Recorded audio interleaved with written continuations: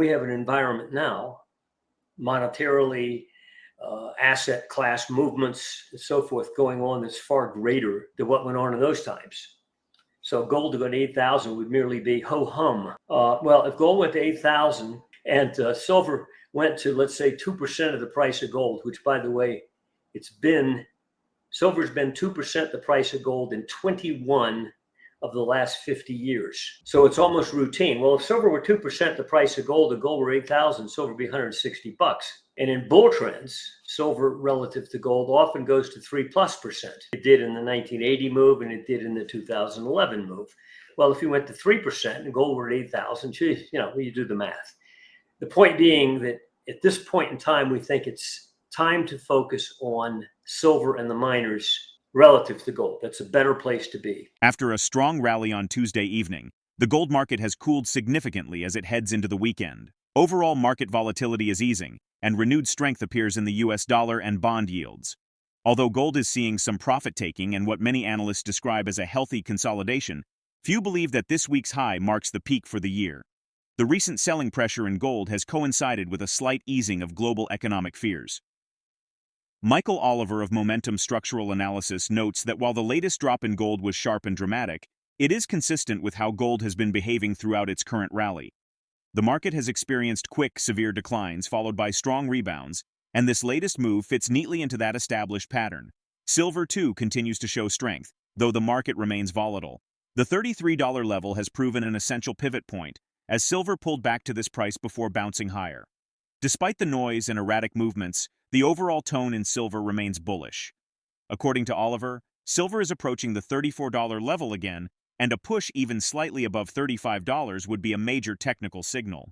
For those who follow point and figure charting methods, a move to $35 would represent a rare triple-top breakout, an event that historically signals a powerful upside move. Oliver emphasized that silver rarely tops out after a triple-top formation, making any breakout above this level potentially very significant. However, silver's trajectory is closely tied to movements in the US dollar. Industrial demand for silver also remains a critical factor, and ongoing trade tensions and tariff policies have been acting as a headwind for silver prices. This raises an important question about where silver could trade if not for these external pressures. Make sure to tune in for our expert analysis. Don't miss out on future content. Hit the subscribe button and turn on notifications to stay in the loop. Your support is greatly appreciated. Now we have a sharp pullback in gold. We understand that I don't pay too much attention to internet chatter, but a lot of analysts on the internet have been saying, gold's got to collapse. It's overdone. This looks like 1980. This looks like 2011, et cetera, et cetera.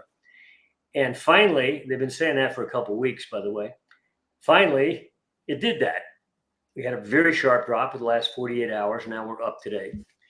And they no doubt think that was it. We were right. And we argue, no, you're not right. It is highly unlikely a top. That's just another teeth-shattering drop.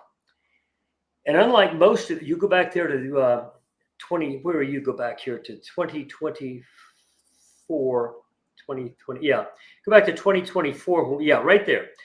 That's when gold came up through that 2000 price level again in early 2024. And we said, okay, the sleepy zone that gold had been in since 2020, namely in a basically horizontal zone, is over. We're going up. And it surged. But look at the layered, time-consuming congestion zones and corrections that occurred over the last year.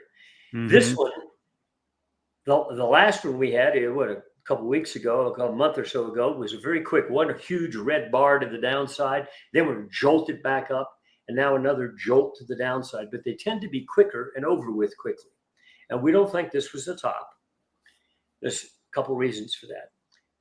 And we think that right now we're on the cusp, partly because of the gold pullback, but silver has pushed back up relative to gold in the last couple of days. If you'll notice, and this has got to be very confusing to silver folks, gold collapses in a 24, 48-hour period, and yet silver goes up each of those days.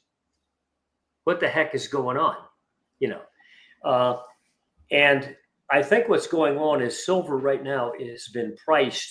You're going back there to May of last year, so almost a full year of you could draw a line sideways on silver.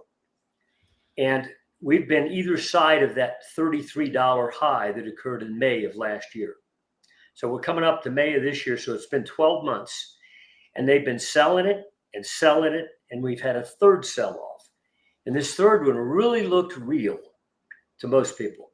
He went down and blew out the prior low that had occurred late last year. So you actually broke the what you might call an uptrend for the price folks. Look what happened after that. An immediate thunderbolt back up, not just a day or two, but persisting now into 3 weeks. And now we're back pressing up, trying to get to 34, for example. And we think even touching 34 is a big tell. You ever touch 35 again, and if you're a point and figure guy, you know, X's and O's, you know, right. $1 and $3 down, and X, you've got a double top up there at 35. I say top, meaning a flat structure. You go back to 35 a third time, you're going to have a triple top breakout. Silver does not top with double tops, much less triple tops. When you get back to 35, that's when I think silver is going to get electric, where you're going to suddenly get, on a macro basis, what we just saw the last 2 days, namely gold down, silver exploding. Now, I don't think gold is going to keep going down, by the way, but I think that what we just saw there was a shift in that spread to where silver is now back up to 1% of the price of gold, which in itself is historically very low. It's a bargain on a relative basis. And I think that's about to shift. I also think the gold miners are about to shift to outperform versus gold. Gold's recent rally has once again confirmed its role as a safe haven during times of uncertainty, but historical trends suggest that silver may soon move into the spotlight. Often overshadowed by its more famous yellow counterpart, silver has a strong track record of catching up after gold rallies, and in many instances, outperforming it once market volatility stabilizes. Earlier this week, gold reached a new record high before easing slightly following a softening of rhetoric on trade from U.S. President Donald Trump. Despite the minor pullback, gold remains up roughly 41% over the past year. According to FactSet, it has delivered a return of 113% so far this decade, outperforming the S&P 500's 78% gain over the same period. While gold has dominated headlines, attention is now shifting towards silver. MichaelOliver of Momentum Structural Analysis points out that silver could present a significant opportunity if gold continues its ascent toward $8,000. Historically, silver has often traded at about 2% of gold's price, a relationship that has held in 21 of the past 50 years. If that historical ratio were to reassert itself with gold at $8,000, silver could climb to around $160 per ounce. With gold still firmly in an uptrend and silver historically known for its tendency to accelerate once gold stabilizes, in this environment, silver's role as both an industrial metal and a monetary asset could make it an increasingly attractive play for investors looking for the next big move. Let's get back to the interview. So if gold goes up to, well, you know, I keep throwing this number out, people sort of, but that's the target. No, it's not a target. But in the last two bull markets of the last 50 years, gold had 8-fold moves. Bear low to bull high, 8 times. 76 to 1980, 2001 to 2019, 2019, no, 2011, excuse me. So, you know, different duration, but it was still an 8-fold bull move. Well, our bear low was 1,050. So if gold went to $8,000, people say, that's crazy. No, it's not. It's done it before twice, 8-fold moves. And we have an environment now, monetarily, asset class movements and so forth going on that's far greater than what went on in those times. So gold to go to 8,000 would merely be ho-hum. Well, if gold went to 8,000, you know, and silver went to, let's say, 2% of the price of gold, which, by the way, silver's been 2% the price of gold in 21 of the last 50 years. So it's almost routine. Well, if silver were 2% the price of gold and gold were 8,000, silver would be $160. And in bull trends, silver relative to gold often goes to 3+%. It did in the 1980 move and it did in the 2011 move. Well, if you went to 3% and gold were at 8,000, geez, you know, you do the math. The point being that at this point in time, we think it's time to focus on silver and the miners relative to gold. That's a better place to be. Well, since late 2022, you could draw a line backward. And again, since late 2022, you're actually higher than you were then. And you can see how low this spread is. I mean, it's very low. And if you go back 50 years, that's exceptionally low. The last time we were at such a low relative level to gold, meaning under 1%, was back in early 2020. What happened then? Silver like tripled in price. Right. And it doubled versus gold in terms of relative value. Now, we think silver could explode up out of this hole on a relative basis and a net price basis. And you can even see by looking at that chart that it's been stable. Now, the silver miners here versus silver, same story. They're, they've stabilized. If you go back and look, the bear market low in stocks was in 2009. And in an irregular fashion, we went up since then. The bear market low in the dollar was 2008. It advanced since then. The downside action in the dollar, you can see, look at the focus on this. This is the range after hitting the 115 level back in 2022. Dollar collapsed and it bottomed at 100 repeatedly, down to 100 level on price. That's the year 2022 and 2023. And in early 2025, it shot up and took out those highs, thinking it was a breakout. Momentum says, no, it's a trap. The price looked good, beating its chest. Momentum said, no, I'm not beating any chest. I'm not even through those prior highs. And sure enough, it failed, and you went down through the bottom of that price range. But about midpoint down since that last high, which is at 110, at 104.21, the close of March, we turned major bearish on the dollar. We said, okay, this sideways baloney action we had in 2022 and 2023 and in part of 2024, very quiet action. We called it the quiet one. Okay, you know what that means. Is over.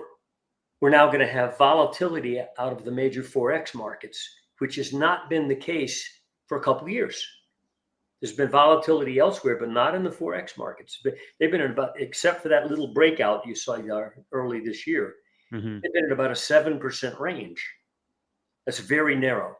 It's unvolatile. It's like a sleep. Momentum said it's over, and this recent drop has blown our annual momentum trend structures going back even further than what you show here. And momentum now says you're in a major bear trend on the dollar, one that could likely take you back down into the low 70s to test those lows. Well, yeah, a collapse. Now, even that kind of move, and I don't know that you'd even hold those lows, but even getting back down there is a disaster. But the point is that here you have a major asset category that impacts others. You know, how does it? Well, people that own T-bonds, foreigners, or own the U.S. stock market, and we understand the foreign investment in the U.S. stock market over the last year has been greater than ever in history.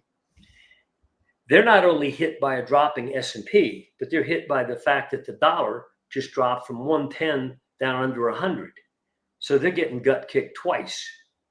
Not just the price of stocks, but the dollar conversion value. And the same with T-bonds. If you own foreign UR debt, not only you get hurt in the price drop in the market, but also in the conversion to your currency. So that could be an impact factor that exacerbates trends already underway in other markets, such as gold, for example. You break the dollar down in a serious way, that's going to further help gold. It's not an essential, but it's further wind.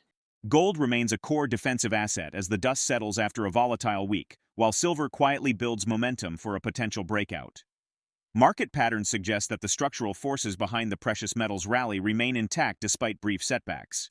With silver nearing critical technical levels and historical price dynamics hinting at substantial upside potential, investors are increasingly eyeing the metal for the next major shift. In a landscape shaped by shifting monetary policies, industrial demand, and global market crosscurrents, could the current consolidation phase be the foundation for silver's long-awaited surge into new historic territory? Share your perspective in the comments section. If the video resonates with you, join our community by subscribing to our channel and enabling notifications with the bell icon. Thank you for being a part of our community.